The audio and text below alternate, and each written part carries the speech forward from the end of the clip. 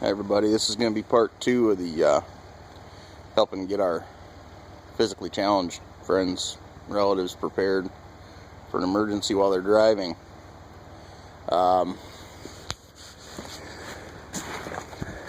It's kind of hard to miss a vehicle like that. Any vehicle actually in the snow, as long as it's not white. I'm going to step out here a little bit. You're going to see that profile in the snow. Okay. Big thing is tell them to stay with and in the vehicle when possible, unless there's a chance of a fire. Okay. A few years ago, we had a elderly gentleman in the area who was out with his grandson, and they got stuck off the road and froze to death. He did. Grandson lived. Not sure what kind of problems he's got from it today, but he got outside the vehicle to try to see if he could free the vehicle from the snow, ice, and mud. And he didn't make it. Sad to say, but it happens. So, as long as there's no chance or risk of fire, sitting in the driver's seat or in the back seat or wherever. My truck hasn't run at all today, and I'm sitting here in the sun, and it's kind of warm, to be honest with you. The seat's warm, the cloth. Yeah, I got an old beat up truck, guys. We use it for everything. So seat's gonna have holes and marks and whatnot in it, but hey, that happens. Anyway, take my glasses off. Tell them to stay in the vehicle. In the daytime, they're gonna stay warmer. At night, they're gonna be protected from wind, rain, animals, whatever. It's easier to see than a person. You're can a great size difference between the footprint that a vehicle is going to leave and a person. Okay.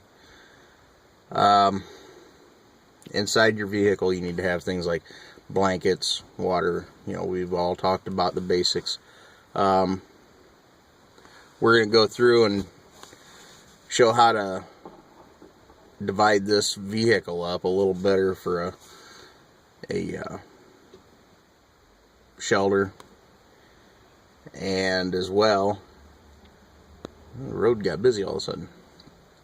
As well as that, we're going to show how to use that same shelter material as a passive signaling device, so you don't have to do anything once it's set in place. So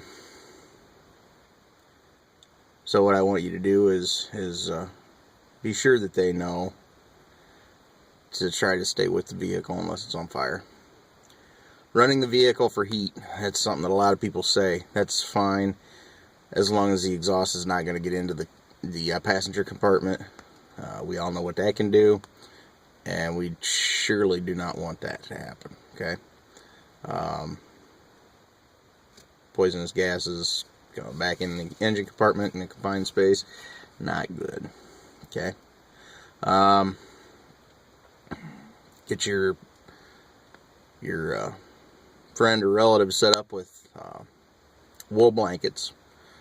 I say wool because, as everybody knows who's usually watched these types of videos, wool is going to retain, what is it, 80 or 82%, something like that, of its insulating properties even when wet. Okay.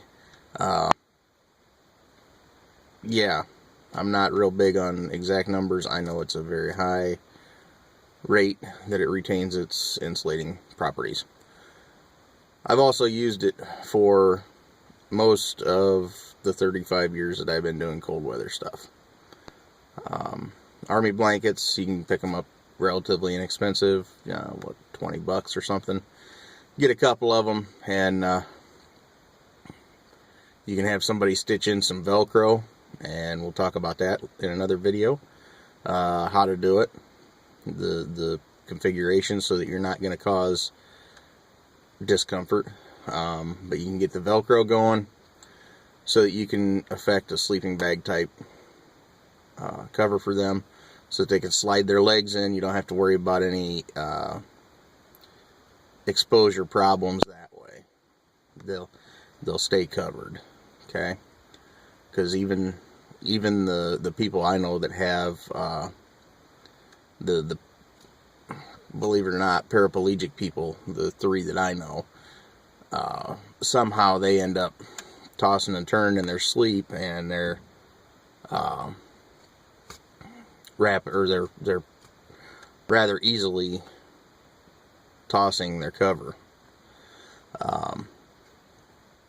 So, you know, that may just be a designation for quadriplegia for those people. Maybe they're not as bad as others or whatever. There may be different degrees. I'm not real sure. I just know that we have some here that do that. So yeah, you've got a wool blanket. You've made it into like a sleeping bag type deal. It's lightweight.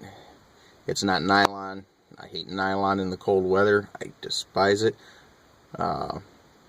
This coat has nylon lined sleeves. I hate it. I always wear something under it. So the wool blanket, emergency blankets are good.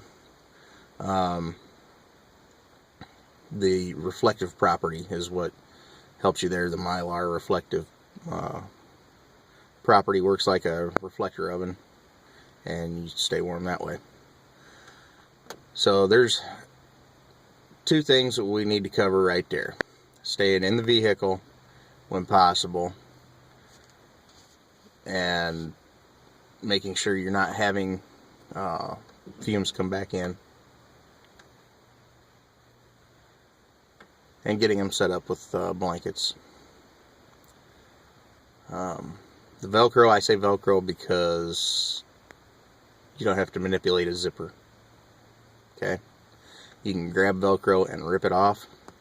You can just kind of get it close and lay it back on. You don't have to worry about intricate little movements or anything. So, okay guys, that's going to be it for right now for this video. I tried to load one earlier, well, last night, and it didn't load. So I'm getting ready to head to work, and as I'm going down the road, I'm going to try to load this one. We'll see how it works out. I might have to slide out at break time, put the phone in my truck, and just let it load that way.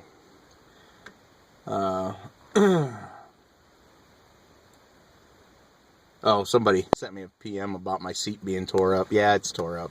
Like I said, it's an old truck. It's an 89. That just happens to be where we've got 2 big huskies, and that's where, when they go out with me, their paws hit. So it was tore up when I got it. I'm not worried about fixing it, because like I said, I take the dogs with me in this. So, and that's a good thing, because, you know, that's extra body heat too, if nothing else. But, you know, it also could add to the stress, because they're going to have to go out, and they're going to be thirsty and hungry too. So we'll cover all that later. As well as we're going to use that hole in the seat for some more suggestions. Okay? Everybody have a good, safe day, and we'll talk to you later.